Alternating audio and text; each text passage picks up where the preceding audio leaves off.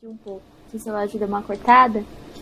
Mas é que assim, citando esse exemplo que você disse sobre o divórcio, a real é que o divórcio ele é bíblico. Desde o Velho Testamento, logo após, né, os 10 mandamentos que Moisés assim escreveu conforme Deus havia falado, mais um pouco à frente fala um pouco sobre os direitos civis. E Moisés ele retrata o divórcio.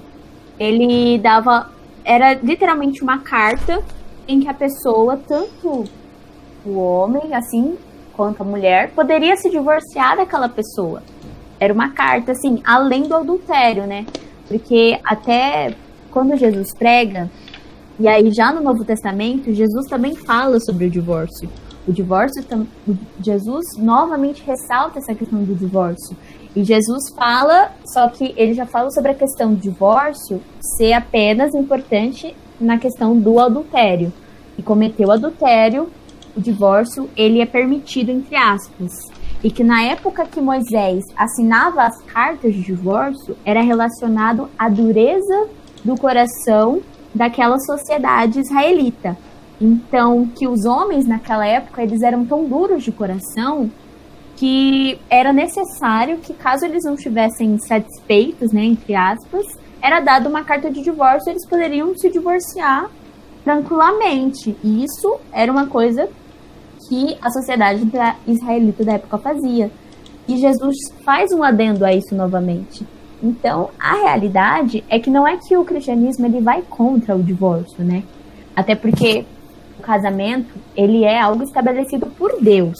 Então, que fala que a partir do momento que é feito um casamento, é um elo entre duas pessoas, é uma só carne entre dois corpos, o que antes era dois corpos, né? Hoje, então, foi formado um só. Só que há questões que vão além disso, até porque Jesus fala sobre o divórcio, Paulo também fala um pouco sobre a questão do julgo desigual, que é quando, por exemplo, uma pessoa que ela é crente, ela casa com uma pessoa que não tem a mesma fé que ela. E aí, Paulo já diz que o bom é que você repreenda aquela pessoa que não faz parte da mesma fé que você. Se você segue a Cristo e a pessoa não segue, isso já é a questão do julgo desigual. Então, na real, o divórcio, ele meio que não... O cristianismo, ele não é contra, né? Mas o cristianismo, ele fala sobre... A questão é não...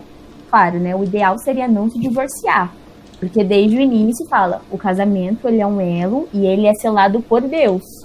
Só que as pessoas hoje, a sociedade, ela é tão corruptível, né? O pecado, ele tá tão evidente em nós, tá tão dentro da nossa carne, em que acaba se tornando algo que acontece.